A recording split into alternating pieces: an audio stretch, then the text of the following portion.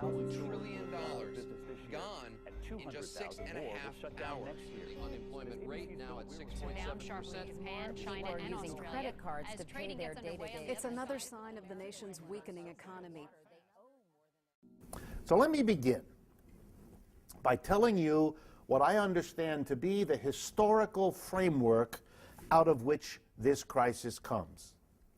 And I think you need to see it historically to get a sense of how big it is, how profound it is, how serious this is. Every decade, from 1820 to 1970, every decade, the American working people enjoyed a rising level of wages. It's astonishing. And they understood work more and more as that which allowed you then to go out and buy. In the 1970s, that history of the United States stopped. Real wages stopped rising in the 1970s, and they have never resumed since. Well, for the business community, the last 30 years have been spectacular. With the introduction of computers, American workers became more and more productive. We had a 30-year period of rising labor productivity. But now stay with me. Each year the worker produces more, and what do you pay the worker each year? The same. The gap is getting bigger. That bigger, friends, is called profits. So the last 30 years of flat wages and rising productivity are the greatest profit boom in the history of American capitalism and quite possibly any capitalism.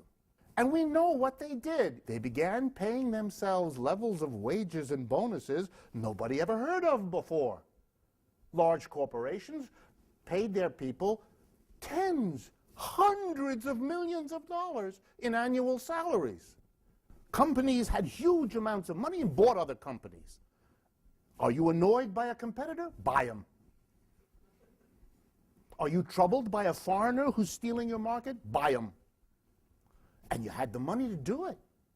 What else did they do? They put their money in a bank.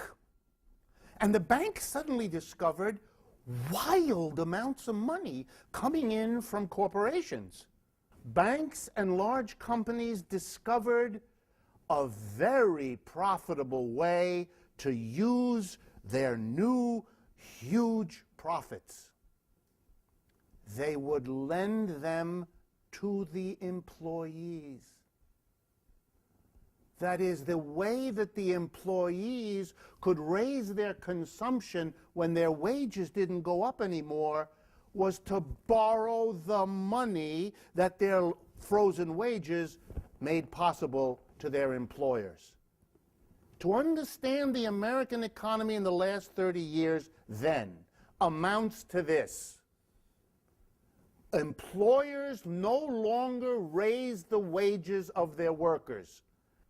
Instead of raising my worker's wages, I lend him the money, which he has to pay me back with interest.